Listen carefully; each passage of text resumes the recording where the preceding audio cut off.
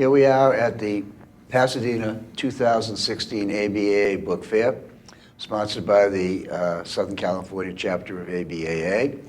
And our next interview is with Phil Salmon, who is, I would consider, #1 man at the Bromers, or #1 person at the Bromers. Let's be politically correct. So, Phil, let me ask you, first of all, tell us something about your family background, your education, siblings, parents, etc., education, sort of a little bio. Okay. I come from a fairly small family, born and raised in Boston, although I don't sound like it. I have one sister, younger sister. My father passed away in September of 2014. I'm married, have 2 children. I lived in Portugal for a couple of years. My wife is Portuguese. I was not a great student growing up. I was the worst high school student probably in the history of the high school I went to. And so as a result, I did a couple of years of community college to get my credentials and transferred to Bradford College in Haverhill, which closed in 2000 after almost after over 2 centuries of educating people. It's kind of a shame. And that's really the extent of my background. I can't think of anything else. What did your parents do for They were entrepreneurs. Actually, my father was in logistics, so he was an air freight forwarder, and was cut out when the management changed. The company was bought by a Swedish company, and he was out. So he had to kind of think on his feet for the next 20-odd years. My mother bought a translation company, so she worked as an agent, putting translation jobs with, matching jobs with translators of particular backgrounds. So I grew up kind of in that atmosphere of 2 working parents who had their own businesses. Success was okay for a while, and then the internet came and changed everything in a very profound way for my mother, anyway. Yeah. When did you get bitten by the book bug? I was seduced by the idea of the book as artifact, as object of desire. When I was interested in Robert Frost, I started a Robert Frost collection, and I remember the moment it happened really was in the basement of the Star Bookshop in Cambridge. This is Mark Starr's shop, not Ernie's. He was in he had the half of the Lampoon building. Yeah. He was kind of he was a bit of a character. Well, the 2 Star brothers were known as the Good Star and the Bad Star. That's how they were referred to. Yeah, no, I never really knew Norman that well because he had the shop down the street. Yeah.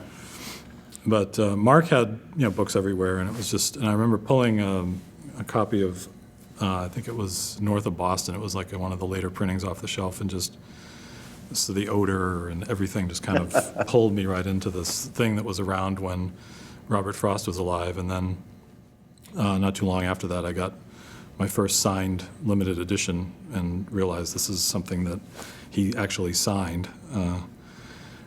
And so you just get closer, it gets you closer to the person or the period, and makes you kind of breathe in that whole history.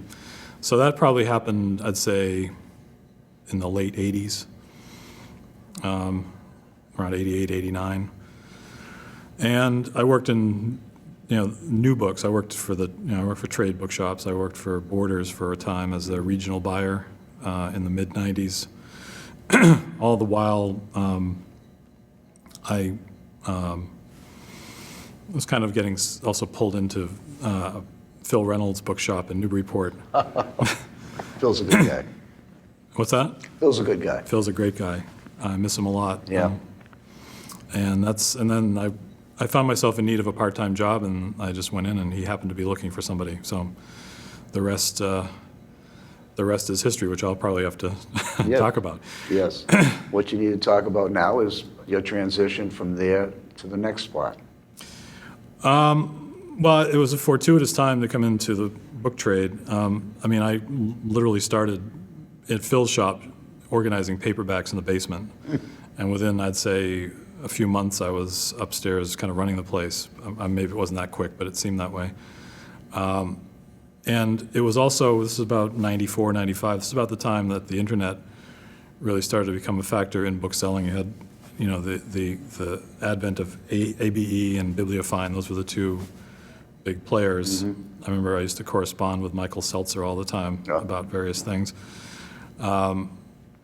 So as I was working for Phil and doing catalogs with him and setting him up with a database and getting him online, that skill suddenly became kind of marketable. In demand. And in demand. So before long, I was splitting my time between Phil's shop in Newburyport, where I was living at the time, and over Books and Prints, David Roger. Yeah, I know Dave. And then I got recruited by the Liskas in New Hampshire to work on a Skip Carter's collection. Oh, really? Because I had the answer that Bob wanted when he walked out of the shop. He was asking me about John McPhee's first book, and I told him what it was. And so he walked out, and he came back and he said, what are you doing right now? So I ended up working on sort of organizing that based on just being able to pull more recent books by sight and making piles of things that were valuable, writing up cards. And then they got the Walsdorf-Kelmscott collection, which I worked on as well. That was my first exposure to fine press. And this was a real eye-opener for me. The whole idea of the private press and the finely printed book, which is how this whole thing kind of handshakes. Yeah. Because I've sort of framed my career so far on two really big Kelmscott things. One was my introduction through the Liskas of the Walsdorf collection, and that exposing me to all of that. And a more recent story, which I'll build up to. Ooh, I love it. So eventually I fell in love and moved to Portugal, and so I had to leave the whole book-selling world behind, and they were sad to see me go. What's the year? 1998. So you moved to Portugal in 1998. Yep. Were you married or a fiance or a girlfriend? Or what was your situation when you went to Portugal? We were, well, she was actually married to somebody else, but they were split up, and they'd split up, and she came here to kind of clear her head, and then I went over there, and we just were going back and forth. Clearing each other's head. Clearing each other's heads, and I got a call February of '98 that we were going to have a child. In Portuguese, divorce laws are very slow and bureaucratic, so it took a long time for that to happen. But I made a decision in that day that I was going to try to see what I could do in Portugal, and so I booked a round-trip ticket that I wasn't going to use the return for, and started a life there for a while. I got a job at Berlitz teaching English and translating, and we had 2 children over there in sort of rapid succession. And with 2 children comes the need to have a better job than what we were doing. Yeah, I think so. Exponentially more. Especially in a place like Portugal. Well, at the time, they hadn't converted to the euro. It was still only a that's scudo. right. So I would come back every 6 months, and I would work for either Phil or David or both, or Bob and Chris. I always had an open door. Yeah. Whenever I wanted to come back, they would take me back, and we'd do some work. And so obviously my skills were still in demand. Things were changing, but not as quickly as they are now. And so I'd come back, replenish the bank account, I was also selling books on my own. I had a couple of different business names that I went under at the time. What were they? I was afraid you were going to ask me that question. Yeah. One of them was Thingumbob Esquire. Okay. All right. That was my homage to Edgar Allan Poe. And the other one was Ars Poetica, which is the one that lasted a little longer. This is sort of where I started to synthesize what I really wanted to do, which was poetry and press books. And I'd scout books in Portugal. You know, that sort of never leaves you. Even to this day, I still find myself when I go on vacation, spending a day up in certain neighborhoods at bookstores in Portugal looking for interesting things. Do you know the Ramers? I do, yeah. Yeah, I think it was like a year or so ago we went, and had a great time with the Ramers. I love Lisbon. It was just a great place. And it is really enjoyed it. Wonderful place. Okay, so when did you permanently come back with your family to America? Well, I started the process of looking for work back here because I realized, well, I was also trying to make inroads there too. My idea was I set up a little competition.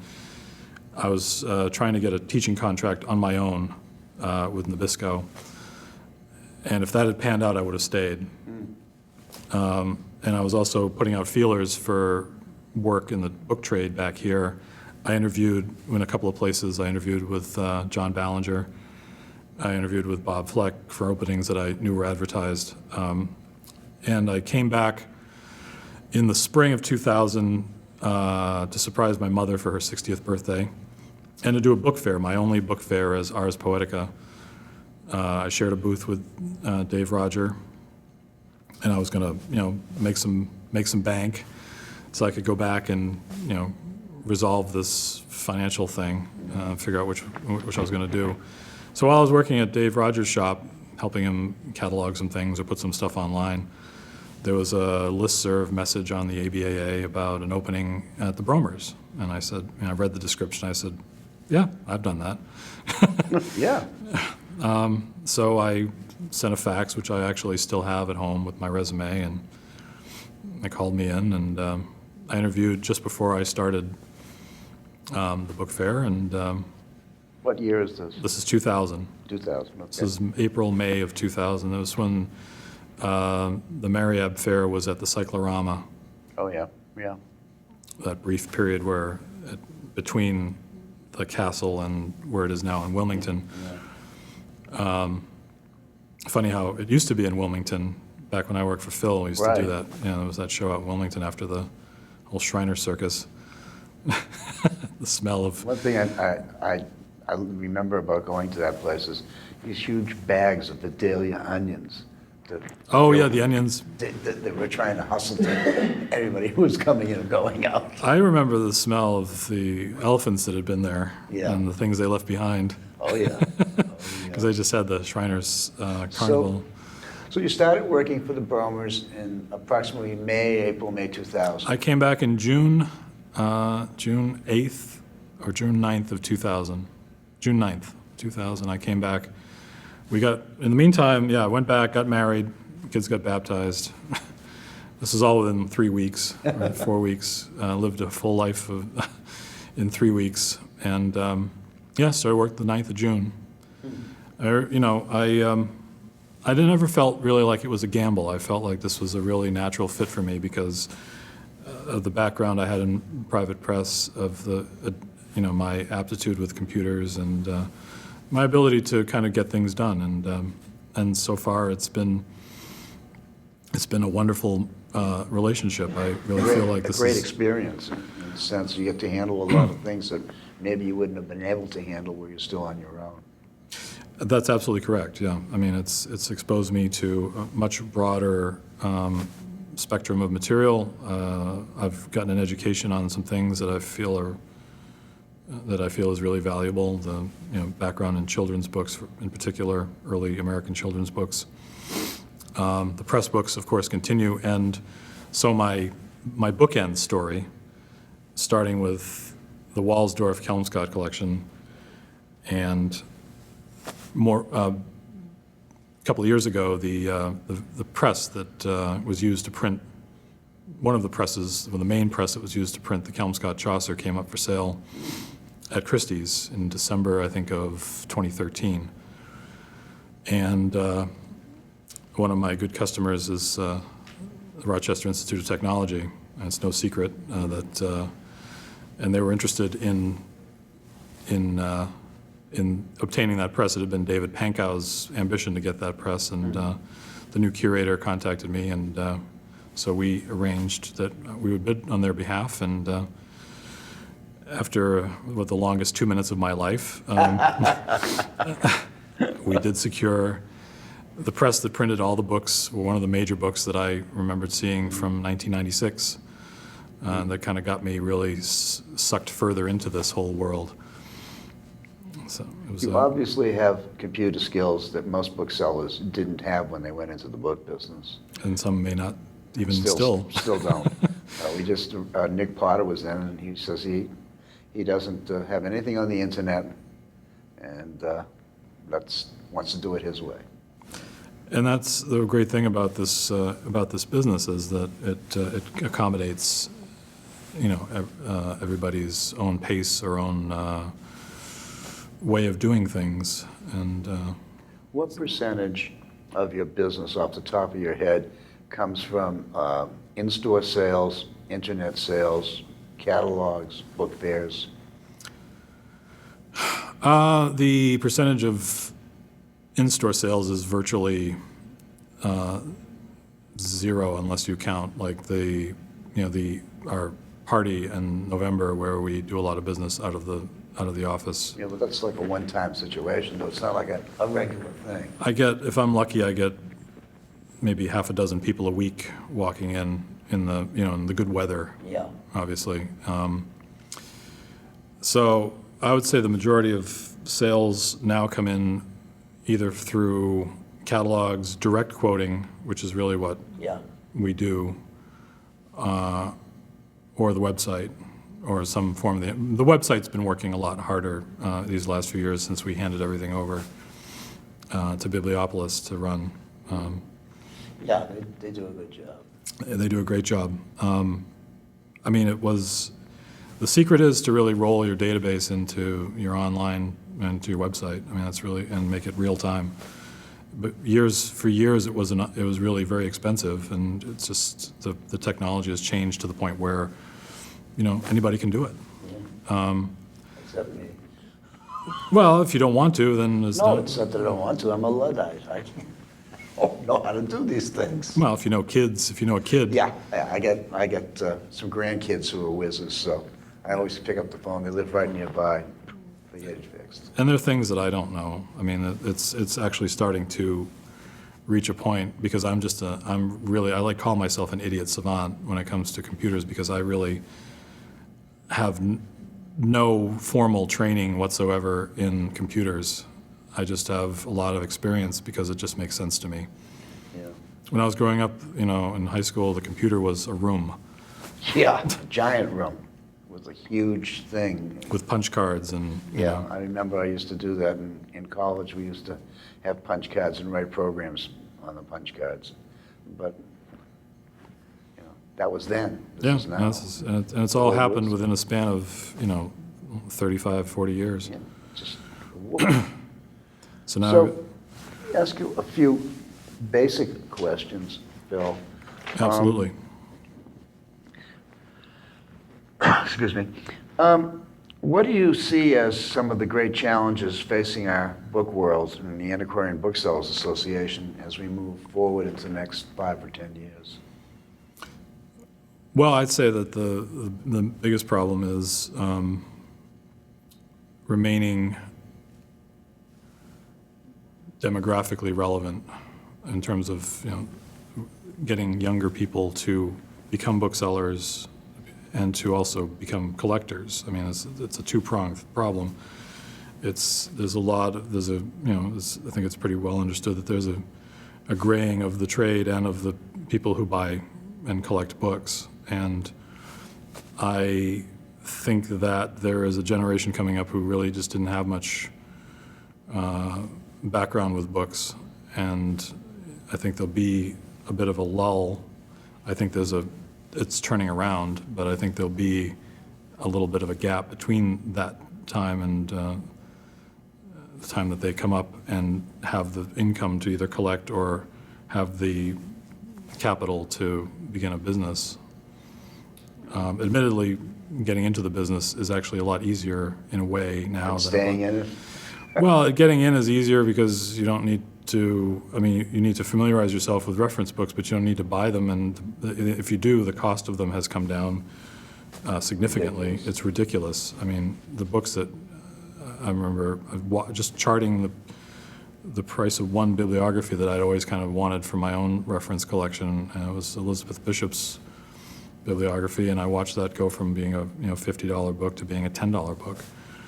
So it's that's so I think that the getting young people up younger than myself into Well, this. the European trade seems to have a preponderance of younger booksellers, They do. as opposed to our association, who has a preponderance of older booksellers. Yeah.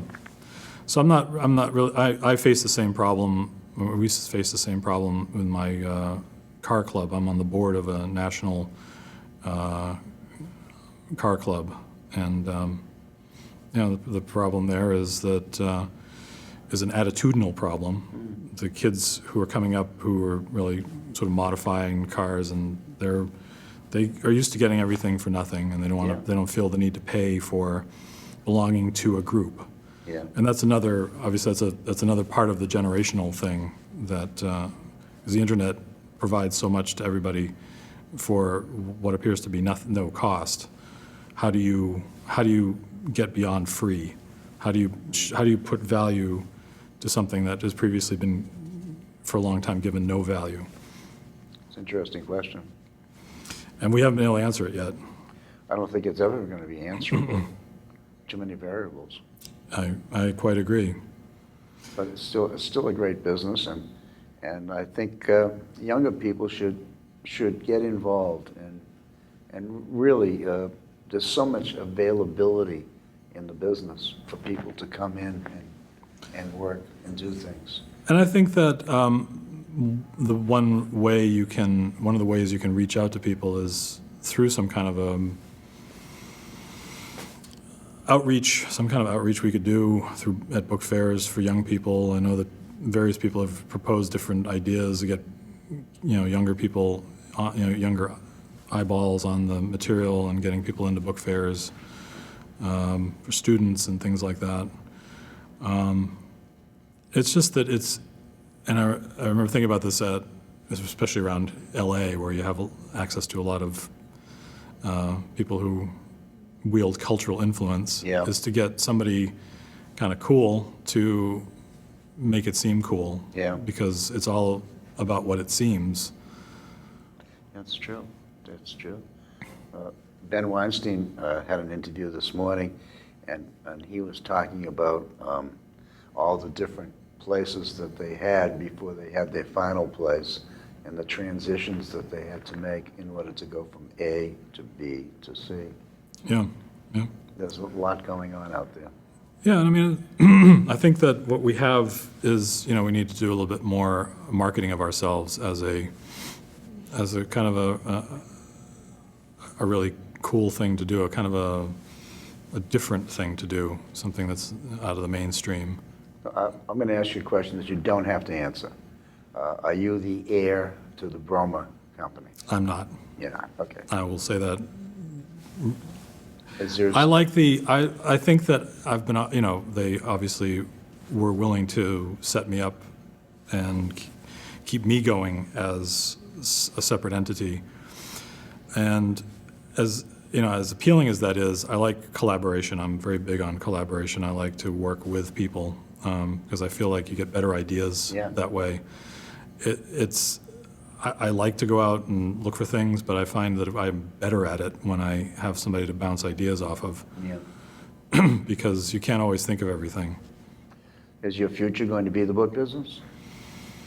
I'd like to stay in it, for sure. I mean, I don't know in what capacity, but, as long as somebody will see some value in what I do and the experience I have, whether it be an auction house or another bookseller or Yeah.